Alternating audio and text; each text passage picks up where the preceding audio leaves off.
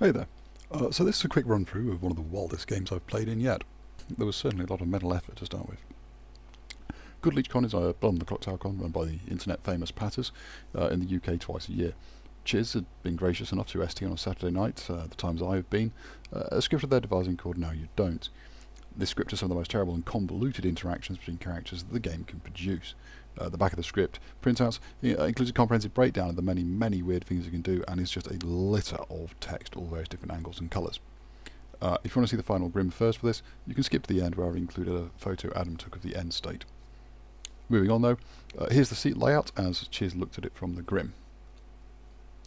Tokens are drawn, and I receive a lunatic. So I know straight away that I'm the Vortox in this game, because it's the only legal demon Chiz has on the script that would see a lunatic at the start. Sure enough, I'm woken and shown that Connor is my lunatic for this game. Next, I'm shown that I have not one, but two marionettes. This is Aidan next to me, and Becky right across the grim. There is only one way to be shown two Marios, and that is that there is a magician in play. But I do not know which is which, yet.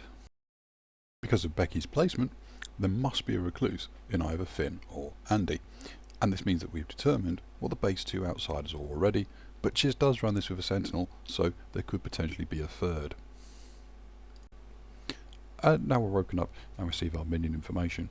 In addition to the starting two, we know that our marionette or magician of Aidan and Becky, Johnny and Misha are added. Of course, Johnny and Misha must be legitimate ones, they can't be the magician. They could either be a pit hag, the evil twin, or an assassin. At this point, or witch, sorry. At this point, I'm somewhat hoping that it will be a pit hag and witch, or pit hag and assassin, but we don't know what they are yet. Okay, and then I'm woken once again, and this is possibly the feature of this that confused me the most. And Chiz shows me the evil twin token. Okay, now there's a few things that weren't confusing that it means for sure.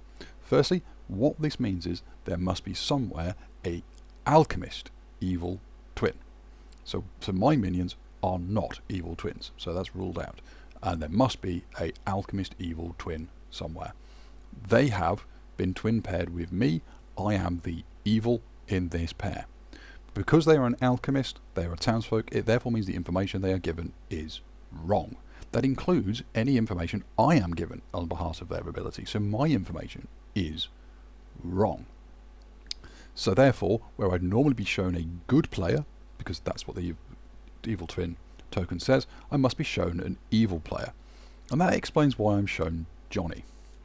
But why am I also shown Becky? Well, one thing is for sure, the only way that can happen is via a magician. I'm seeing the magician as if they were a minion. When I would see a minion, I also see the magician. So we have now narrowed down that Becky is very definitely the magician, and therefore Aidan is our legitimate marionette. That's quite useful. This is where I start to get a bit confused though, is am I being shown Becky as a good magician, which I think would break the terms of the Vortoxing on the evil twin, or am I being shown that Becky is an evil magician, because I can only see evil characters because of the Vortoxed alchemist evil twin. I wasn't entirely sure on this. I was fairly confident Becky was evil, but because I wasn't 100%, I was going to wait to see if a bounty hunter outed themselves, because on the script that's the only way I could have ended up with an evil magician. We'll see how that fares later on.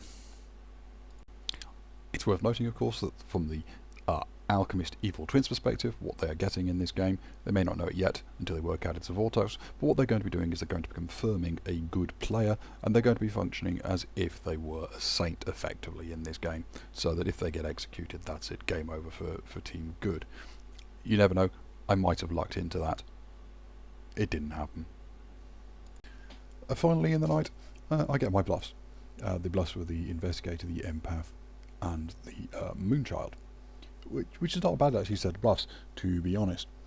I wasn't going to take the investigator because in a Vortox game, all you're going to do is point at people who aren't the minion, and you're going to be a very easy kill for town to avoid the Vortox death because you're a spent roll, you're a night one spent roll. But it was something maybe if I got to talk to a minion I could pass on. The second one there being the empath was one I decided I was going to go on. It's an easy enough role for me to effectively bluff, because I effectively know the entire board as to where the good and the evils and recluses are almost recluses. And it's a roll-up that people will probably want to have stay around for a while, and then it just gets too much of a pain to get rid of them. It's Vortox, so the question of, well, why hasn't the demon killed you yet? Well, that's just easy because my information isn't hard. It's one of two outcomes. So I felt that'd be a good one. The last one we talk about Moonchild. In fact, it's actually more useful for me to know that the Moonchild isn't in play than it is to bluff as it. The reason being that I know that there are two outsiders already. I know the Lunatic and the Recluse, which means that the only possible third out, if the Sentinel is in play, is the Drunk. Well, that's going to be very hard to find in a Vortox game unless it's on a particularly recurring role, of which there aren't that many. So actually Drunk is available to me as a fallback. So if I'm taking that empath bluff, if it looks like I'm getting in trouble, I can just fall back on, well, actually, maybe I'm the Drunk, and my information is in fact accurate. So yeah, there you go. So I'm going hard on the empath on this point. I think at this point I also realised if I'm going hard on empath, I decided that I'm absolutely going to throw Aiden under the bus. And we're going to go very hard on framing them as evil, which is true. So if there's anyone out there who had any of the information able to work that out, it's going to build up my own credibility. I have absolutely no intention of telling them they are my Mario, right up to the point they try and vote on me in a game-losing scenario, in which point I'll be, put your hand down. So there we go. That's the initial setup. It's taken nearly 5 minutes to talk through all of this. I had about 30 seconds in the night, so there was definitely a lot of processing going on in the old grey matter as this was all coming through to me. So day one opens, and I really need the loot. But Tim wants to speak, and I absolutely would want to speak to them as an empath, so I decide to exchange freeze with them. I am being super cagey because I usually am as the empath with a 0 in a possible Vortex world on day one. And I eventually give them out the noble empath and dreamer, stating that I had no intent to look at their way for now, which is true if I have an empath 0. This apparently came across as a bit as a minion without bluffs because I hesitated a bit too much. Well, yeah, maybe, but I think, part of the reason I was hesitating so much was I was still trying to process all of that stuff in my head. Anyway, we exchange a freeze, and then I just flee for the toilet, which conveniently also gives me some time to quickly scan the back of the sheet to make sure I've got my thinking and double-check all my working, double-check my math, and go, yeah, I think I know where we stand. I get back just in time to sit down, having missed all the private conversations, which means it's a shame that I missed the chance to try and talk to Aiden. But never mind. We head into the public part of the day, and it becomes apparent from the chat around town that they believe it's a Vortox world. I don't know what the evidence is that's pointing to that. I don't know who's had evidence that is demonstrably false straight away, and provably so. But there's no point really trying to hide a Vortox. It always comes out in the first day or two. It's a little shame it comes out this early, but never mind. Some chat occurs, nominations are opened, and Gamblin immediately nominates JC. I didn't know why at the time, but when you see the grim reveal, you'll understand why. Gamblin immediately dies, confirming that one of my minions is a witch. JC doesn't out their role. Gamblin doesn't really press on them much. So there's no real evidence on JC, so the vote doesn't stick. Right, now this is a bit where I'm a little hazy, but if I recall correctly, Aiden nominates someone. I can't remember who, it might even have been Matt. I don't really know, it's just really important that they nominate, that's what matters. Then Tim nominates me, for suspicions as we just mentioned, claiming that it is even more sus, because one of the roles that I have claimed in my free has been claimed by someone else. I mean, this is day one, that's a pretty easy defence. So it gives me a perfect excuse to out myself as the empath, pointing out that, yeah, okay, that might be, but one of my other claims was the empath, which is an absolutely perfectly valid claim, and now that we know it's a Vortox world, my 0 means nothing, and now I actually want you dead. So the votes on me aren't that enough, it doesn't really stick, it's a pretty weak nom. I can't remember if it was either myself or it was Misha that counter noms, I don't know. I think Misha may have been trying to play around poisoning the town crier. It doesn't matter, it's already been poisoned by Aiden. Anyway, they basically, they go into this nomination. Tim gets put on the block. They reveal during their defence that they were a spent role. So town's quite happy to, like, well, okay, let's just get rid of you. It'll expand the empath's reach if it's a true empath. If not, they can come back and look at that empath claim later on. Yeah, obviously, everyone thinks it's a Vortox world, so they just want to put someone on the block. So choosing someone who outs themselves as a spend role, it's not the worst choice. So heading into the night phase, I'm actually feeling pretty good. I've been given the perfect excuse to get my claim out there as a sort of righteous indignation that I wouldn't want to be outed, but now you've outed me, well fine, I'm the empath, absolutely great. Tim, the one person who's throwing shade on me so far, is dead, so they've only really got their ghost vote to go on. I've also killed one of my neighbours straight away. The town's killed one of my neighbours, so it's looking good for defending against any kind of marionette positioning that people are going to try on me. So yeah, feeling quite good about this when they go down. In the night, I'm awoken to be shown that Connor has chosen Andy. At this point, I suspect that Connor has spoken to their minions and realised the truth pretty early, because they're obviously going after someone who I think is a 50-50 of being the recluse. I play along with it. I'm not. If they are the recluse, I'm not too bothered about losing the info disruption. I have the empath claim, so I know that's not out there. An oracle will be rendered useless in this Vortox game with a dead recluse on night one. Their information is just going to be bunk if they've got it. And I'm already trying to manipulate Aiden into poisoning that town crier info. So it's actually really probably in my interest overall to get the recluse off the board. They serve me more by being dead than they do by being alive. So yeah, I'm absolutely fine. I go with Connor's. And there we go. So we're back into the day. Nobody's aghast at the kill of Andy, which kind of confirms me that, yeah, alright, they probably were the recluse. Most of my conversation they spent with Aiden, finding out that they were also hard-claiming empath. Obviously, I know they are not the empath, but in a Vortox game, it will be totally legitimate to show a pixie an out-of-play character. I think that would be a little harsh of Chiz to show the pixie one of the demon bluffs, but it is possible. I push back strongly with the fact that I am the empath with a 0 in a Vortox world 2 nights in a row, and I really want Aiden dead. I think this is also a day that I speak to Minas. They don't seem hugely convinced by my empath claim or the numbers, but they seem to have bigger fish to fry, and I'm not really on their radar. They say to me that they are the dreamer, and I'm like, alright, okay, sure. At this point, by the way, I'm very deliberately not approaching my minions. The reason for this is that the witch, who I know exists, they know who not to target, because although there is a magician, there's plenty of targets available at the moment. They don't have to go after any of the evils, so they don't need me to help direct them. If there's an assassin, I don't want them to kill at this point. This early kills, I feel in the game this live, don't really help. So the only one I'd really want to talk to is the pit hack, to see if we could maybe get an assassin witch swap going, at which point maybe early assassin kills make sense, if we could swap them in and out with the witch. But honestly, I'm very afraid of a godmother ping on anyone on the evil team, so I'm not going to talk to any of them for the first 2 days, because I do not want that to be used against me later as you know, a sign of minion collaboration. I also know obviously there's a Mario hiding there, so I don't need to speak to my Mario.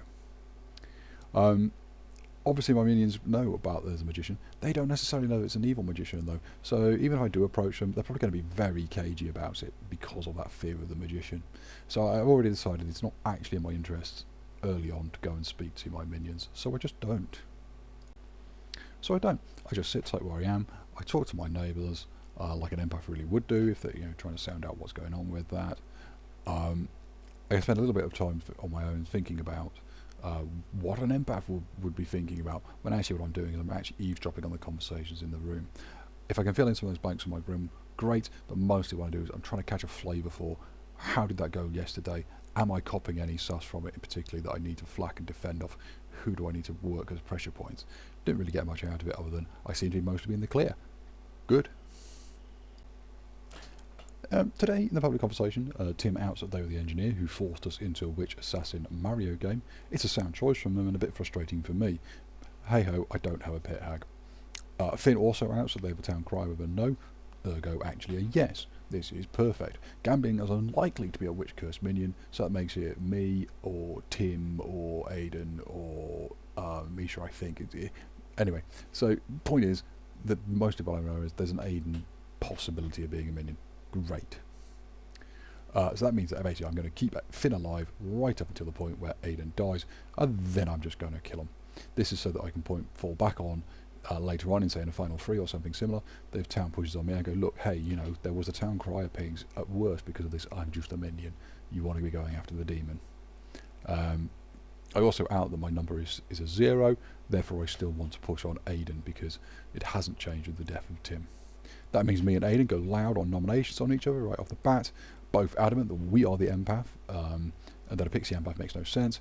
I recall neither of us ending up on the block on this go round. Shortly after we finish that though, Minas goes after Misha, claiming that they are the dreamer that dreamt Misha as the role that Misha is now claiming, which is the investigator. I wasn't aware that Misha was claiming that until now, but it's a good shout as they happen to have landed on an unused bluff. But pretty much precisely as I was saying, the problem with the investigator is it's easy Vortox fodder. Even if you're not the minion, people will just put you under the bus just so there's a death to avoid a Vortox win.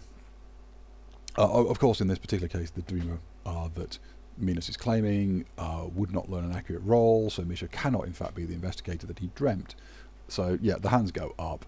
Evils don't put on it, but it's still fairly convincing. Misha gets put on the block, and from the town's perspective, the worst that's about to happen is they're going to go down a start knowing role, which they already know the information from. They did say who their investigator pings were on. I can't remember who it was. It doesn't really matter. It all got lost in the noise by the end of the game. Anyway, Mishra gets executed, and I'm honestly at this point hoping that I just lost my assassin, the witch is in play. In the night, Connor chooses Livy. I'm not sure how you pronounce it, Livy. Anyway, I don't have a problem with that, and the space is left on for where there might be a bounty hunter running out, and I have no idea what Livy is, so sure, they can die, why not? It's not going to hurt me. Okay, so day 3 rolls around. It's not the start of a day, but I think this is the day that Misha comes to talk to me. I know for an absolute fact that they cannot be the investigator, for the same reason I was the first person to know it was a Vortox game. They then ask what I'm claiming, and I say empath. I'm not sure they picked up on what I've been saying to implicate that I'm in fact their demon and I'm not the magician. But honestly, I'm going to ensure that Becky is dead before the final 3, so it doesn't really matter that much, because as soon as they're dead, Misha will know effectively I am the demon, and I'm the one they need to basically fall in line with. Aiden gets up, so I do a bit of a talk to Matt. From the conversation I pick up, they're the alchemist. I don't get exactly what their alchemist role is from what they've said to me, but obviously I don't need to because I already know, but I'm not going to let Aiden know that I know they're the evil twin. I get a bit dragged into a combo when Aiden comes back. I don't make an exit in good time. I would have liked to have gone and spoken to Johnny, because I feel now I've got a reasonable excuse to go and do it. They're obviously my empath, on my border with my empath pings, so it's enough time has passed that it's not obvious I'd be an evil by going and speak to them early. However, yeah, I missed my window of opportunity there. It goes to public time. Finn reiterates the town crier, no, still not surprising. This is building a world that either one or me or Aiden are a minion. I go after Aiden goes after me.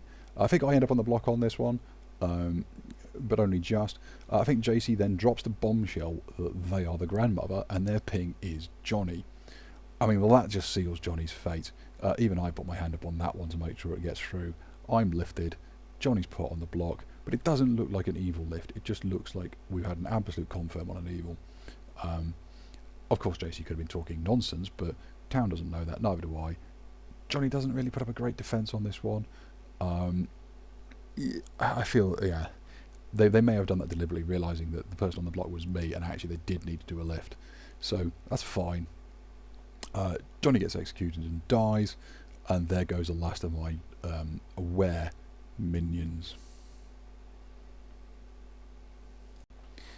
Okay, heading into the night, I'm not actually too bothered by the fact I've lost both my minions. They've kind of somewhat done their job. They've sucked up executions for me. The witch very, very handily got somebody dead. And if anything, I feel the threat of the assassin is almost sometimes as good as the actual ability of the assassin. So that's okay. Also, I feel good that the grandmother threat is now neutralised.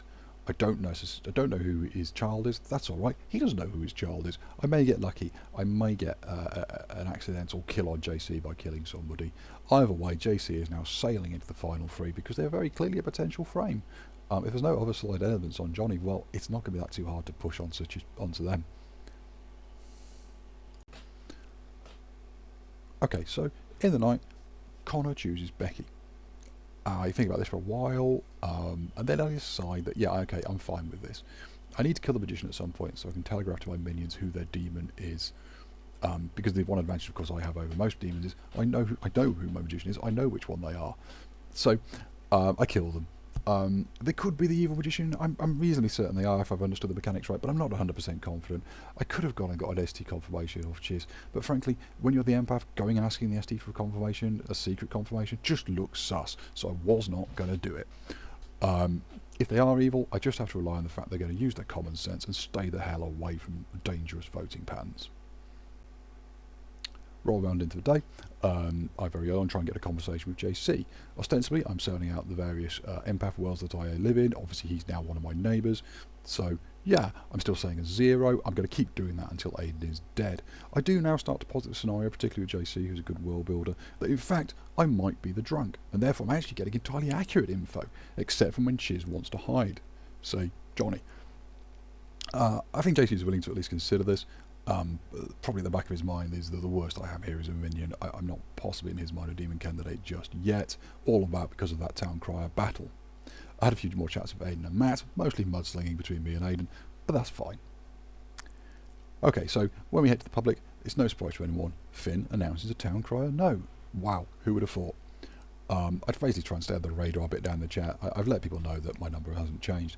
We get to nominations, and then the traditional battle between me and Aiden starts.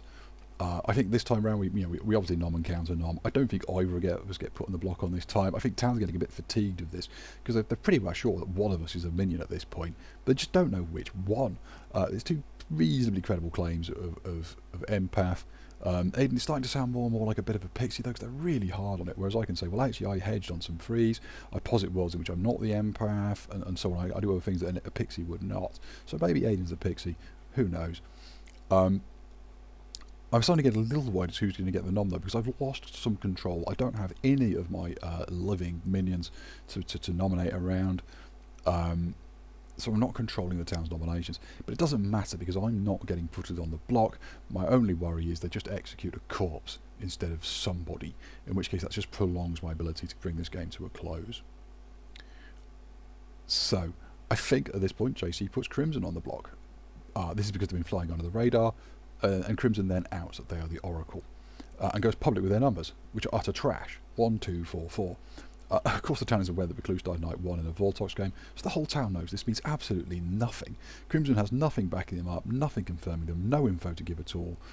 So the votes nearly get them on the block this time, but not quite. To follow this up, Minas puts himself on the block. We're now 3 noms in and no one's been put on the block. Town's probably getting a bit desperate, they want to find something. Minas decides they're going to fess up, they're not in fact the Dreamer, but they're the pixie who saw the Dreamer token. This is great because it throws more shade on Aiden, but also if the Dreamer's not in play, it means, that's fine, that's great for me, because it means there's no one running around there trying to use that to work out where I am. But it also means that they're fairly confident whoever it was they were the pixie of is either isn't dead yet, so hasn't given them their power. More importantly, they're worried that they're going to be a frame in the final 3, as they feel they can't maintain this Dreamer facade anymore. They're going to start basically telling too many lies that people prove them out on, and they're going to end up a frame. Misha is of course suitably aggrieved at this, and suddenly that initial sus that was on them coming from the Dreamer has gone. So in many people's minds, Misha could actually genuinely have been the investigator, which means there is now the possibility for Town to still have an alive minion, which could either be an assassin or a witch. Minas gets voted into oblivion. There are no further noms, which is no surprise if people are now still worried there might be a witch flying around. Okay, so in the night, Connor points at Finn. Well, I'm not having that. Finn cannot die until Aiden dies, so I just think it's time the lunatic learn their place, and I kill them. One of the reasons why I do that is because it's going to become obvious that Connor is the lunatic. They're going to out themselves to Town, and if I kill someone else, I'm potentially killing a frame. Whereas I don't believe at this point in time the lunatic is a serious frame, so we just kill him. Rolls around into the day. I don't recall much of this day. I believe I was chatting to Aiden and Matt a lot, trying to pour pressure on Aiden, trying to make it obvious to everyone else that I'm trying to get to Aiden to work out what minion they are. I think at this point Finn reveals they get a no in the public phase. That's no surprise. Connor reveals they're the lunatic and who they went and spoke to. Again, no surprise. Livy reveals that they were the noble. They out their noble pings. They're just confirming a bunch of good people that again nobody really cares about. And I think Matt reveals they're the alchemist with the evil twin ability, which basically means they're operating as a saint, and no one's going to touch them with a nomination except in extremis. They don't reveal who their confirmation is, but again, I don't care. It's not trying to cover for anybody now. The minions are all dead. It's just me. So, what else happens then? Not a lot. We go to nominations, and I go hard at Aiden. I think this is the day I need to get Aiden dead. I'm essentially saying, look, we've been at this for 3 days. This is only ever a minion battle. We need to do it now before it goes any further. We don't want to waste time on this after today. I'm pretty sure that they are the minion, because I don't believe in a pixie that sees my role. I've been working with other people like my information fit. Aiden's is just sitting here, effectively soaking up nothing with their role or their positions. So it's more useful for town to kill the empath that's had no real use, rather than the empath that's actually been having use. And a whole bunch of arguments like that. I got him first. Aiden gets put on the block. I think we use an evil ghost vote to do it, but that's fine. Aiden's counter nom just doesn't get any traction. There's hardly any votes on me at all. I think they're resigned to it at this point, and they don't really fight too hard on the counter nom. So I guess they feel they're a role that doesn't mind dying. They've kind of extended their usefulness at this point. So there's no further noms other than the two of us. Aiden goes down. They did try and tell me that I was their Mario as they went to try and freak me out. I kind of roll with that a bit, but clearly at this point I'm the only one aware of the absolute irony of this play. In the night, Matt tries to reassure me I can't possibly be the Mario because obviously we just killed the demon. I then point out, well, in fact we could be, because you've just said you're the evil twin. So if it's a living, alive, evil twin that is evil, so the evil twin of the evil twin. Anyway, we could still be in the day until we find those. Anyway, that's the end of that day. In the night, it's a pretty easy decision. I've just managed to get Aiden killed, so it's time for Finn to die. So we kill him to master town cry info. It rolls around with open day. No one is surprised that Finn is dead. There's only really 2 possible worlds here. In a world that Aiden is the minion, the demon kills Finn to conceal that, so that no one can be sure that I am good or not. Equally, if I am the minion, the vice versa is true. So the demon, was always going to kill Finn at that point to mask which of us was the good and which of us was the minion. Of course, what the town doesn't know is that actually I'm the demon and Finn's the minion. That's kind of been the plan all along.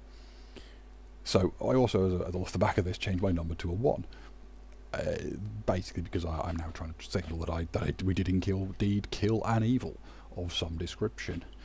Whether I'm the drunk empath or not, it doesn't particularly matter. It's just building the cred that shift has happened.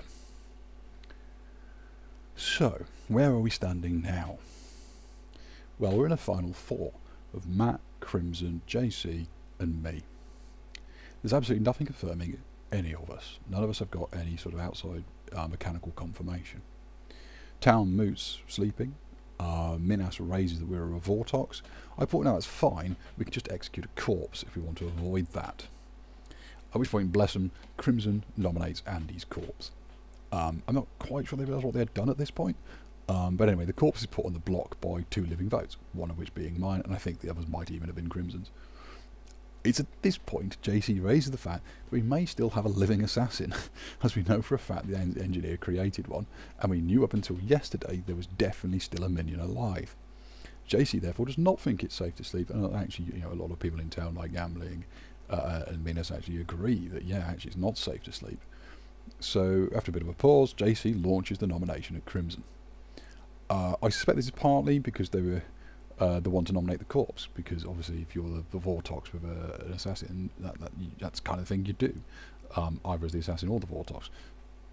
But I think it probably actually had more to do with the fact that Crimson had been flying so much under the radar, they hadn't been allowed in town at all until pressed with a nomination.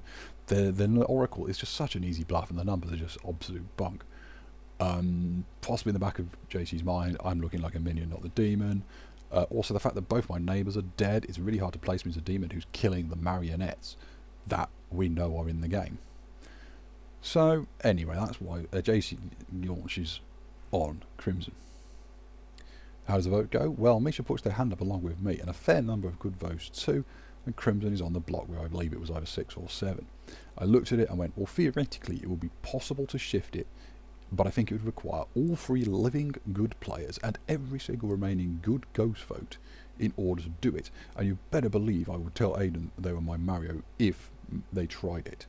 And that try was if Matt nommed me. Obviously, I've still got my nomination in hand, so if Matt does nominate me, yeah, I could counter nom or whatever, but I doubt that's going to be relevant. It's basically, can I defend against Matt's nomination coming my way?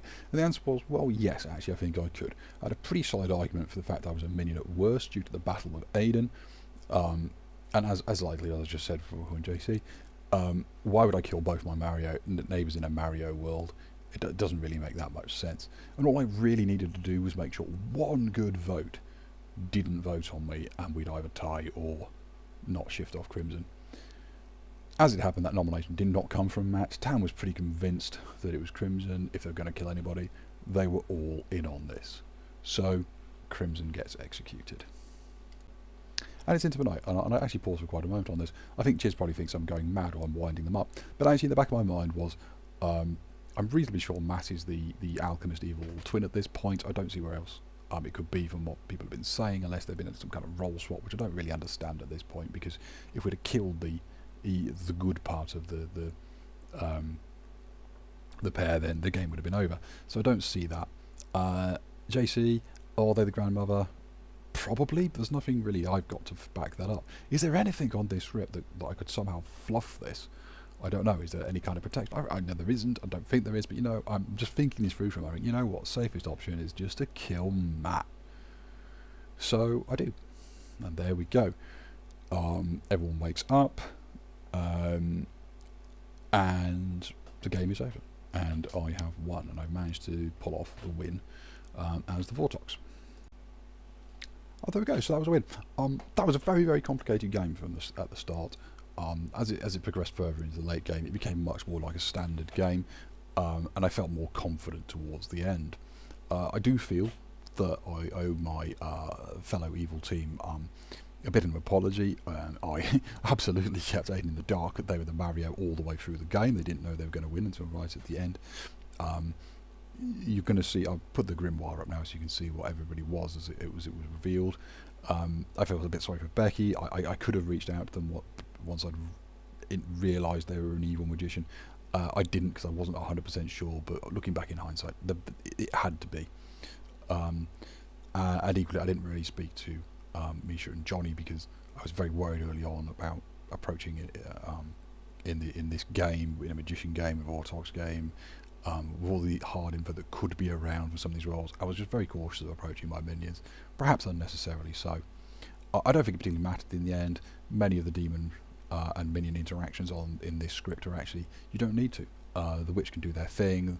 The pit hag needs a little bit of a discussion, and honestly, as I think Chiz said as well on this at the end, is like that game was won by the threat of the assassin, not the actual assassin's ability. So I didn't really need to speak to Johnny about. There wasn't anybody I really needed dead. It's not like we had a soldier or a mayor or something that needed to be cleared off the board. So yeah, a little bit of an apology perhaps to my fellow evil team, but hey, we won in the end. So yeah, as you can see on the Grimoire, the things that I hadn't worked out was stuff like gambling was the bounty hunter. Quite rightly, they decided to keep that very, very quiet. They didn't out it until the end.